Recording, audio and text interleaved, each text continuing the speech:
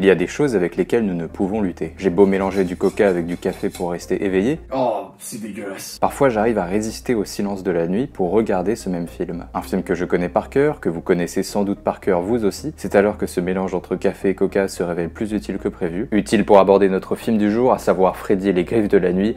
Et mais qu'est-ce que je fous dans la télé, putain de merde?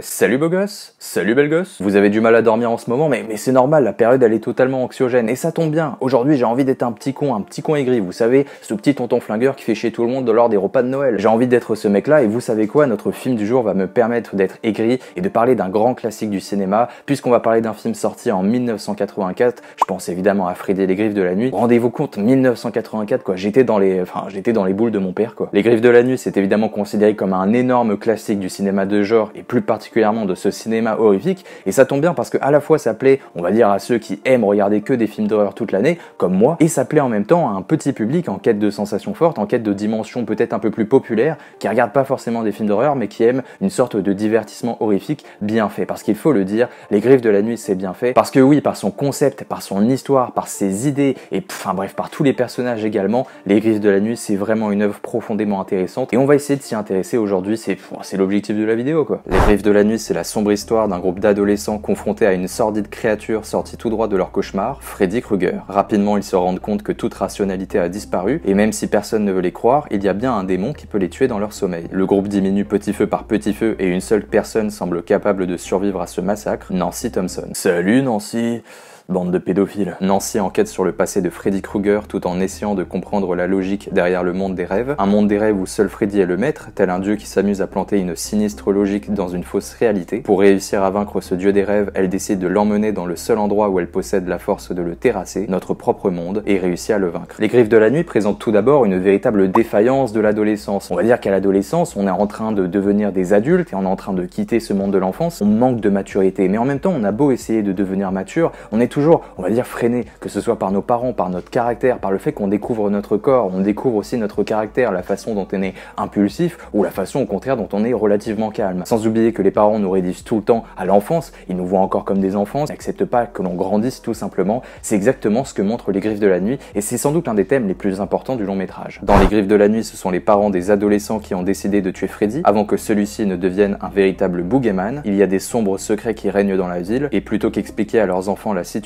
ils préfèrent dissimuler la dure réalité de leur condamnation à mort de Freddy Krueger. Et en fin de compte, le véritable cœur du problème, ce n'est pas Freddy, c'est véritablement les parents qui leur privent d'une adolescence où ils devraient s'amuser, où ils devraient avoir leur première fois, où ils devraient boire de l'alcool. On a tous eu une enfance comme ça, je pense. Et ce que je dis avec beaucoup d'humour, c'est simplement pour que vous compreniez la démarche. Ce sont les parents qui empêchent véritablement le développement de l'adolescence, ou du moins d'une adolescence normale. Et c'est pas simplement parce qu'ils ont tué Freddy Krueger, c'est aussi parce qu'ils n'écoutent pas leurs enfants, ils n'écoutent pas les plaintes de leurs enfants, ils n'acceptent pas la situation qui est en train de se dérouler dans la rue de Elm Street. Ils ne veulent pas accepter le fait que Freddy revienne dans le monde des rêves, et plutôt que de les écouter, ils ne les écoutent pas, les considèrent comme des enfants, les réduisent à des enfants, c'est encore plus grave, et ils n'hésitent pas à aller extrêmement loin, comme c'est le cas de Nancy Thompson, ou plutôt de la mère de Nancy Thompson, jusqu'à aller la mettre dans une clinique du sommeil pour étudier son sommeil et la façon dont elle interprète ses rêves. Elle pense véritablement que sa fille a des problèmes psychologiques. Vous vous rendez compte jusqu'où va la névrose? Bref, les parents ne peuvent entendre à raison leurs enfants, ils ne peuvent l'accepter, c'est une défaillance de l'adolescence, une adolescence qui est rompue. Bref, Freddy Krueger, c'est pas forcément le cœur du problème en fin de compte. Ces adolescents ne vont plus connaître une adolescence normale, certains vont mourir, tandis que d'autres vont voir leurs amis se faire tuer sauvagement dans leur sommeil. Leur destin est tracé, la bête est derrière eux et décide de les priver d'une belle vie qu'ils auraient pu connaître. Et comme je vous l'ai dit, les parents ne sont qu'un seul facteur,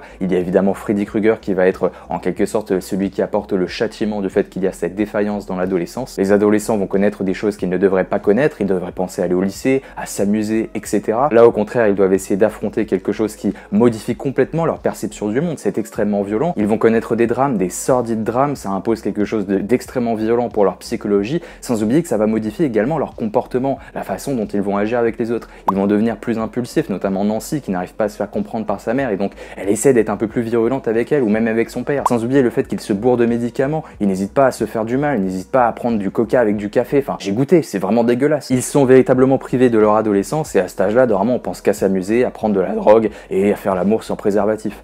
On a tous eu la même enfance ou quoi? Tout comme il est impossible d'échapper à la mort, les hommes et les femmes de ce monde sont soumis à des contraintes naturelles. L'intelligence des Griffes de la Nuit, c'est de mettre en avant la nécessité de dormir. Les paupières des personnages paraissent lourdes, leur caractère évolue par le manque de sommeil jusqu'à perdre pied, sans oublier le fait qu'ils oublient dans quelle réalité ils se situent. Est-ce qu'ils sont encore dans le monde réel ou dans le monde des cauchemars? Et ce qui trouble les personnages trouble évidemment les spectateurs. Est-ce que je suis en train de regarder un personnage qui se situe dans le monde des rêves et donc qui est en train de dormir, ou au contraire, est-ce que je suis en train de regarder un mec qui est dans la vraie vie, dans le monde physique? Et ça crée une espèce de tension assez palpable au sein du spectateur, et encore aujourd'hui, il y a une forte dimension où on se sent pas à l'aise par rapport à ce qu'on regarde. Évidemment, avec le premier visionnage, ça marche complètement, et même avec un second, il y a toujours cette tension palpable qui vraiment préexiste dans l'œuvre des Griffes de la Nuit. Mais le plus important, c'est que ça fait écho dans notre esprit. Et je dois dire que les Griffes de la Nuit a le mérite de m'avoir un peu, j'allais dire traumatisé, mais c'est pas vraiment le cas, mais je l'ai vu à un âge où je n'aurais pas dû le voir. Je pense que beaucoup d'entre vous ont vu des films d'horreur alors qu'ils étaient beaucoup trop jeunes, et que ça a créé un traumatisme, que vous avez dormi pendant longtemps avec vos parents, que vous avez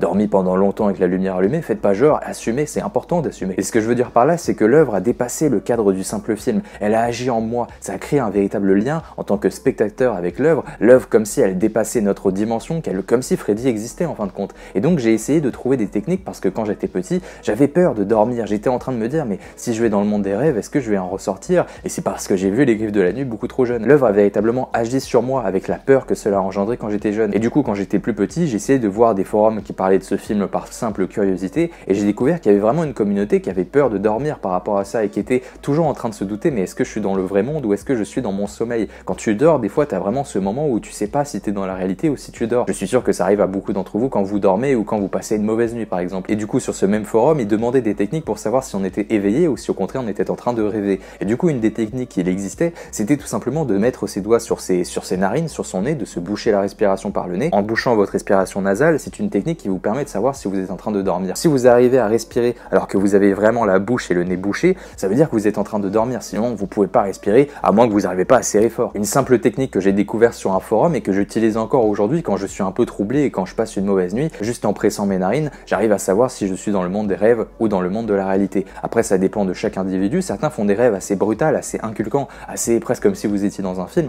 Moi, je fais partie de ces gens-là. Quand je rêve, c'est assez rare, mais quand je rêve, c'est assez, je veux pas dire que c'est assez violent, mais j'ai du mal à distiller la réalité du rêve ou donc de la fiction. Et donc cette communauté-là a vraiment trouvé des techniques par rapport à leurs rêves en se basant sur les Griffes de la Nuit parce qu'ils avaient eu peur de cette œuvre. Et je trouve que c'est la magie de cette œuvre, c'est vraiment qu'elle arrive à s'inculquer avec le spectateur. Et aujourd'hui, si les Griffes de la Nuit est aussi mythique, je pense que c'est aussi parce qu'il y a cette dimension des rêves auxquels nous sommes tous contraints. On est tous obligés de dormir, même si ça résulte à affronter des cauchemars parfois terrifiants. Et Dieu seul sait que ouais, on est beaucoup à faire des cauchemars parfois assez virulents. Peut-être qu'on arrête les films d'horreur. Bref, les Griffes de la Nuit brisent le quatrième mur, tout comme on est obligé de mourir un jour malheureusement, on est obligé de dormir et de répondre à ses besoins primaires, à ses besoins vitaux. Bref, c'est là toute l'intelligence de cette œuvre et d'utiliser quelque chose d'aussi simple que le sommeil pour en tirer quelque chose d'autre et pour faire peur aux spectateurs encore aujourd'hui. Les Griffes de la Nuit, ce n'est pas simplement un film d'horreur avec une figure devenue aujourd'hui légendaire, c'est bien plus que cela. Je pense sincèrement que Freddy est à la base de beaucoup de récits modernes et que sans lui, certaines œuvres qui sortent aujourd'hui seraient radicalement différentes. Freddy impose un schéma narratif, une histoire que je trouve vraiment précurseur, c'est-à-dire qu'on a affaire à une histoire qu'on retrouve dans tout un tas de récits modernes,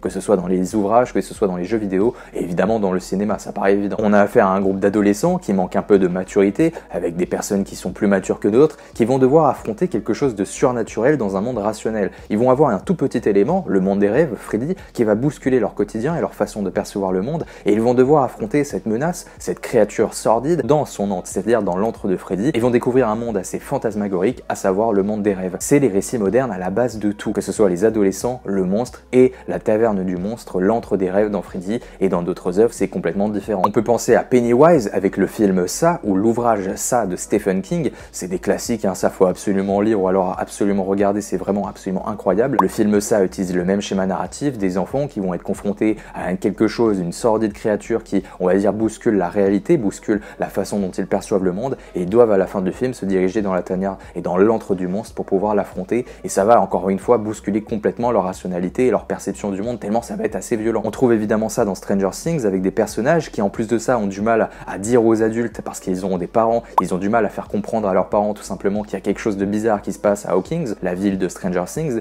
et c'est d'autant plus vrai que dans Stranger Things, au-delà d'avoir une créature maître qui règne sur les démons gorgons, on a également ce monde à l'envers qui rappelle le monde des rêves. Bref, on a tout un tas d'éléments narratifs qui rappellent Freddy. C'est pour ça ça que je dis que Freddy, s'il sortait aujourd'hui, il serait extrêmement populaire, parce que tous ces récits-là extrêmement populaires, que ce soit ça, Stranger Things, et on pourrait en citer plein d'autres, eh bien se basent sur un schéma qui est complètement similaire. On a vraiment quelque chose de précurseur dans Freddy qui est utilisé aujourd'hui, et d'ailleurs dans cette nostalgie des années 80, c'est encore une fois encore plus cohérent que d'habitude. Bref, j'arrête la comparaison, mais tout ça pour vous dire que c'est vraiment quelque chose de populaire et qu'aujourd'hui, c'est un héritage qui est profondément intéressant, tout simplement. Tout cela pour vous dire que les Griffes de la Nuit, c'est vraiment précurseur. Je parle souvent sur cette chaîne de Hellraiser, d'Halloween ou encore de Vendredi 13, mais je considère véritablement les Griffes de la Nuit comme une franchise plus importante. Pas plus importante dans mon cœur, mais dans sa capacité à réunir de nombreuses générations dans les salles obscures. Je pense sincèrement que Freddy pourrait revenir sous une forme bien plus modernisée, bien plus populaire. On a affaire à quelque chose qui est issu de la culture populaire et qui pourrait convenir pas seulement aux anciennes générations, mais surtout à une nouvelle génération qui aurait plaisir à découvrir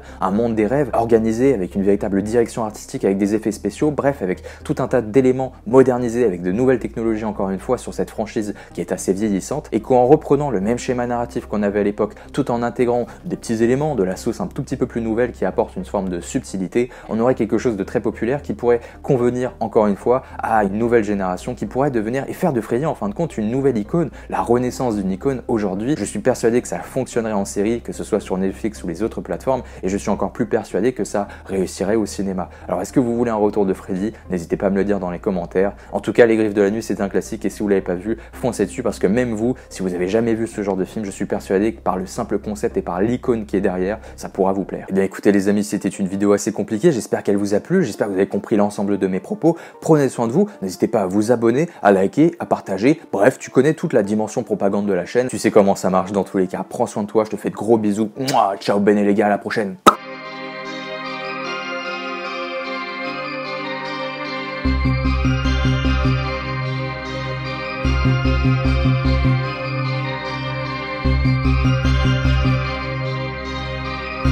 Thank you.